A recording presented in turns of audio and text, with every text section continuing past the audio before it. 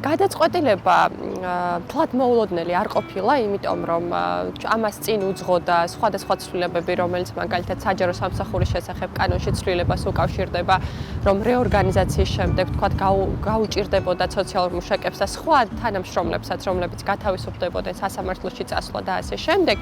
ეს პროცესი და ასევე დაანონსდა კიდეც მაგალითად თბილისის მერმაც თქვა, რომ აი რეორგანიზაციას ჩავატარებთ სამსახურიდან გავუშვებთ თანამშრომლებს.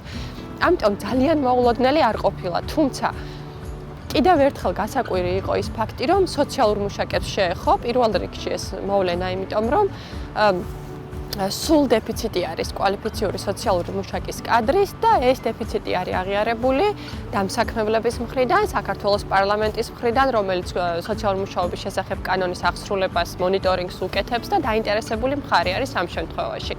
ამიტომაც აი მაინც და მაინც რომ სოციმუშაკებით დაიწყებოდა ეს გათავისუფლება, ამას არ ველოდით.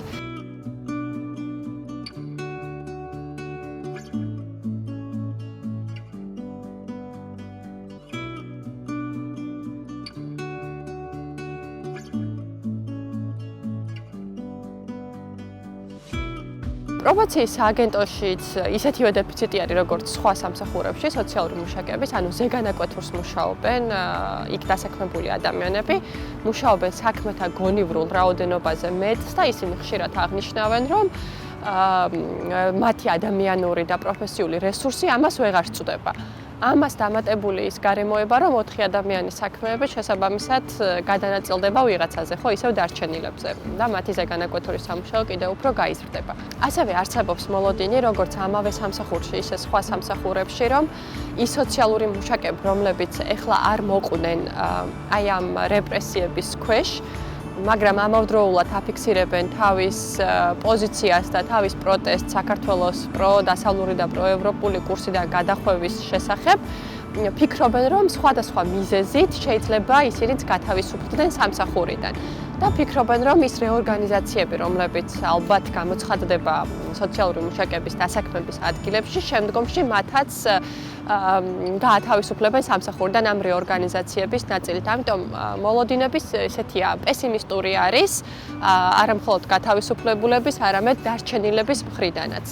თუმცა პრობაციის სააგენტოს თანამშრომლები, სოციალური მუშაკები ჩვენი პროფკავშირის ეგიდით დავობენ, კერძოდ დაწყებული არის კოლექტიური დავა დამსაქმებლის წინააღმდეგ, რომლის ერთ-ერთი უპირველესი და მთავარი ამოცანა არის, რომ ის გათავისუფლებული 4 თანამშრომელი აღდგეს სამსახურში და დაუბრუნდეს თავისი უფლებამოსილების შესრულებას.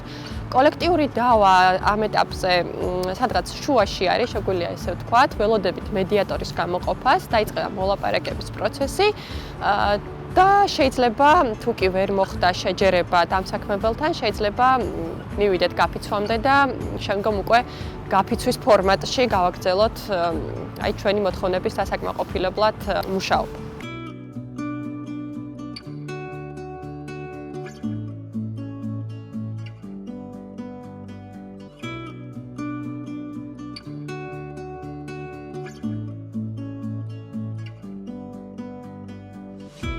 დასაქმებულების გათავისუფლება ვინაიდან იყო ძალიან მოულოდნელი სოციალური მუშაკების გათავისუფლება ის კრიტიკული დეფიციტის ფონზე და მას ლოგიკური საფუძველი არ ჰქონია.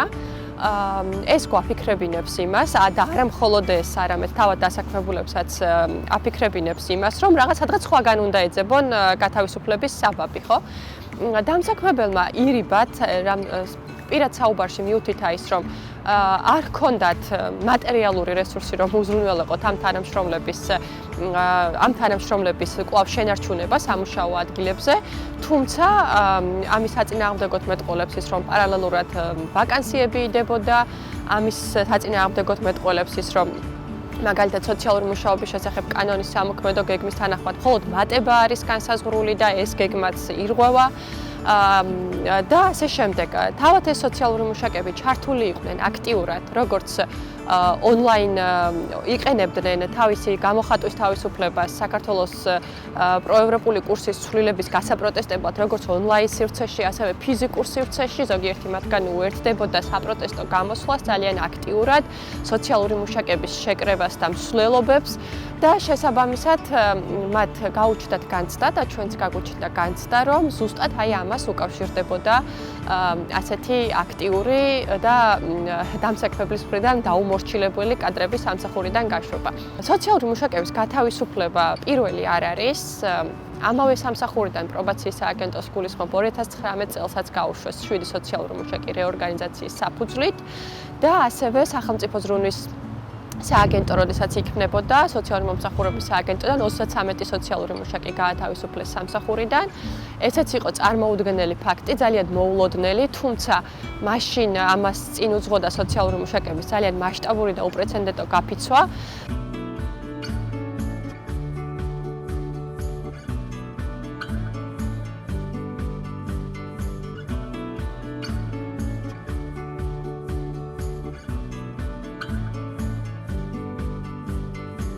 ალბათ გასაკვირი არ არის, რომ ამ გათავისუფლებულებში გაფიცვის ორგანიზატორები და ძალიან აქტიური კადრები მოყვნენ ამ გათავისუფლების პროცესში. მიუხედავად იმისა, რომ ამ კადრების გათავისუფლება ფაქტობრივად შეიძლება ითქვას, რომ კოლაფსამდეც მიიყვანა სისტემა, იმიტომ რომ ამდენი კადრი სამსახურიდან წასვლა, ამდენი დაგროვილი გამოცდილების უცბად გაქრობა და სხვა თანამშრომლებზე გადანაწილება დარჩენილი საქმეების იყო ძალიან მძიმე თავად სისტემისთვის და ბენეფიციარებისთვის, ასევე რომელთაც ნდობა ჰქონდათ თავიანთი სოციალური მუშაკების მიმართ და რა თქმა უნდა თავად დასაქმებულებისთვისაც, იმიტომ რომ ჩვენს ქვეყანაში სამსახურის დაკარგვა ფაქტობრივად ნიშნავს ყველა სოციალური გარანტიის დაკარგვას, იმიტომ რომ მეტი არაფერი არ არსებობს.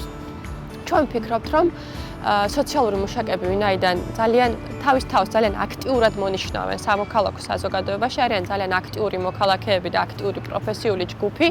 ვფიქრობთ, რომ ამ და სხვა შემთხვევებშიც გახდნენ გარკვეულწილად პოლიტიკური დევნის სამიზნე და სამწუხაროდ გვაქვს მოლოდინი, რომ ეს შეიძლება მომავალშიც გაგრძელდეს. ამას შეგვიძლია ისევ დაუპირისპიროთ ჩვენ ერთიანობა და დაუპირისპიროთ ის მექანიზმები, რაც არსებობს ჯერ კიდევ დასაქმებულებისთვის, თუნდაც მაგალითად დამსაქმებლის წინააღმდეგ წამოვიწყოთ კოლექტიური დავა და მივიდეთ გაფიცვამდე. ჯერჯერობით პროცესში ვართ, როგორ გაგრძელდება მოვლენები არ ვიცით, თუმცა ბრძოლას რა თქმა უნდა ვაგრძელებთ, როგორც დასაქმების ადგილებზე, ისე სასამართლოში დასაქმებულთა უფლებების დასაცავად.